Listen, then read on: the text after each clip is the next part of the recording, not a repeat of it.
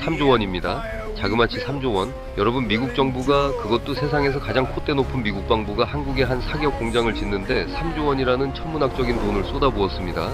대출이 아닙니다. 같이 합작하자는 투자금입니다. 도대체 왜일까요? 미국엔 돈이 썩어나서일까요? 아니면 한국 기업이 예뻐서일까요? 아닙니다. 지금 미국은 급합니다. 아니, 솔직히 말해서 공포에 떨고 있습니다. 바로 이것 때문입니다. 21세기 산업의 비타민이자 첨단 무기의 심장, 바로 히토류입니다. 반갑습니다. 냉혹한 자원전쟁의 판도를 꿰뚫어보는 곳, 자원전략국입니다. 오늘은 단순히 어느 기업 주가가 올랐다 내렸다 하는 시시한 이야기를 하려는 게 아닙니다. 지금 물밑에서 벌어지고 있는 총성 없는 진짜 전쟁 이야기를 하려고 합니다. 이 전쟁의 결과에 따라 여러분이 쓰는 스마트폰 가격과 전기차 가격, 심지어 매달 내는 전기세 고지서의 앞자리가 바뀔 수도 있습니다. 미국이 한국의 고려아연이라는 회사를 선택한 이유, 그리고 그 뒤에 숨겨진 중국 시진핑과 미국에 소름 끼치는 수싸움, 지금부터 그 내막을 아주 적나라하게 파헤쳐 드리겠습니다. 자, 먼저 숫자 하나만 기억하고 갑시다. 3조 원. 앞서 말씀드렸죠. 고려아연이 미국 테네시주 클락스빌에 짓고 있는 재련소 이야기입니다.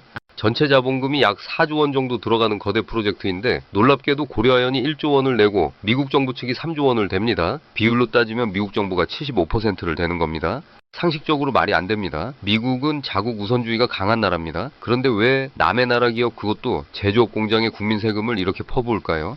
여기서 우리는 미국의 트라우마를 봐야 합니다. 미국은 지금 중국에게 목덜미를 잡혀 있습니다. F-35 전투기나 미사일 레이더, 전기차 배터리, 이거 다 만들려면 히토류가 필수입니다. 그런데 이 히토류 누가 쥐고 있습니까? 바로 중국입니다. 전 세계 가공량의 80% 이상을 중국이 장악하고 있습니다. 만약 시진핑 주석이 어느 날 아침에 일어나서 기분이 나쁘다며 오늘부터 미국의 히토류 수출 금지해라고 한마디 하면 미국의 첨단 무기 공장은 그날로 올 스톱입니다. 미국 국방부 펜타곤 입장에서는 상상만 해도 끔찍한 악몽인 겁니다. 그래서 미국은 결심합니다. 안 되겠다, 우리 땅에서 우리가 직접 캐고 만들자. 그런데 문제가 생깁니다. 히토류라는 게 땅 파면 감자처럼 쑥쑥 나오는 게 아닙니다.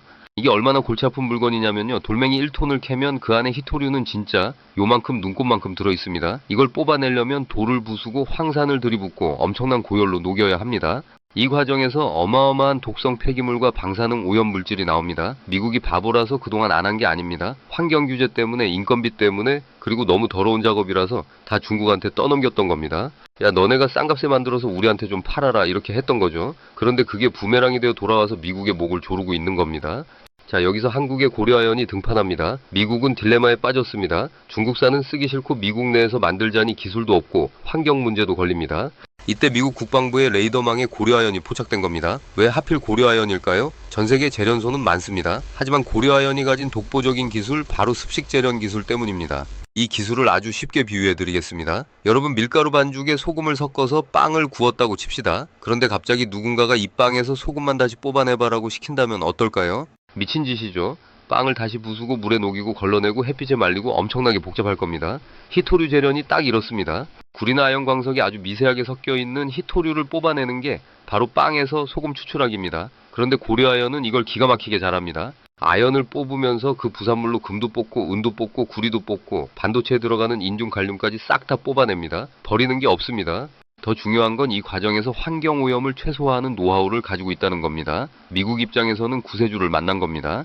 그래, 너희 기술이면 미국 땅에서도 환경규제 안 걸리고 히토류를 뽑을 수 있겠다. 돈은 우리가 댈게 와서 공장만 지어줘. 이게 바로 3조 원 투자의 실체입니다. 단순히 돈을 번 게 아니라 미국 안보의 핵심 파트너가 된 겁니다. 이게 얼마나 대단한 위치냐면, 앞으로 미중 갈등이 아무리 심해져도 미국은 고려아연을, 그리고 한국을 함부로 대할 수 없게 된다는 뜻입니다. 하지만 여기서 안심하기엔 이릅니다. 지금 국제정세가 심상치 않게 돌아가고 있습니다. 최근 일본과 중국 사이를 한번 볼까요? 일본 총리가 대만 문제에 대해 무력 개입할 수 있다는 뉘앙스를 풍기자마자 중국이 어떻게 나왔습니까? 바로 반응했습니다. 일본과는 단체 관광객 막고 비자 발급 까다롭게 하고, 그리고 가장 무서운 카드, 바로 히토류 수출 통제 카드를 만지작거리기 시작했습니다.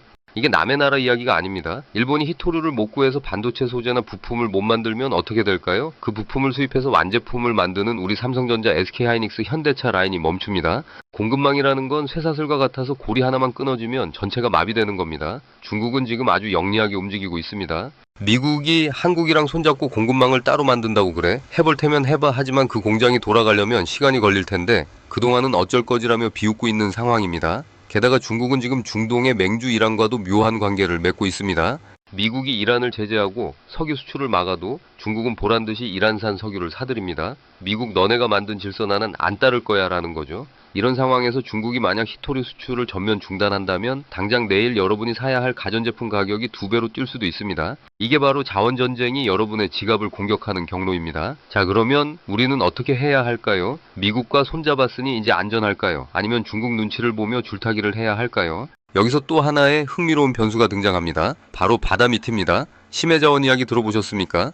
땅에서 캐는 건 이제 한계가 있고 중국이 다 먹었으니 인류가 아직 손대지 않은 바다 깊은 곳 심해저로 눈을 돌리고 있습니다. 여기에 망간당해라는 게 있습니다. 바다 밑바닥에 감자처럼 깔려있는 시커먼 돌덩어리인데 이 안에 망간, 니켈, 코발트 같은 핵심 광물이 엄청나게 들어있습니다.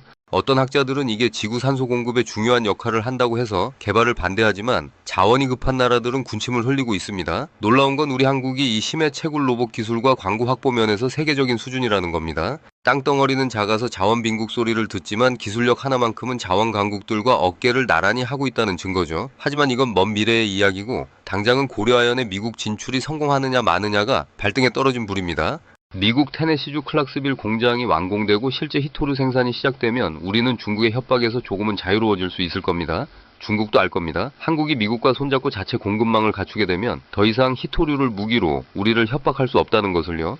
그래서 이 3조 원은 단순한 공장 건설 비용이 아닙니다. 일종의 안보 보험료이자 중국의 자원 갑질로부터 벗어나기 위한 독립자금인 셈입니다. 그럼 여기서 질문을 하나 던져보겠습니다. 미국은 과연 끝까지 우리 편일까요? 우리는 여기서 도널드 트럼프라는 거대한 변수를 계산기에 넣어야 합니다. 트럼프 전 대통령 최근 행보가 심상치 않습니다. 취임하면 모든 수입품에 관세를 때리겠다. 미국에 공장 안 지으면 국물도 없다고 엄포를 놓고 있죠. 심지어 연준 의장까지 협박하며 미국 경제를 쥐락펴락하려 합니다.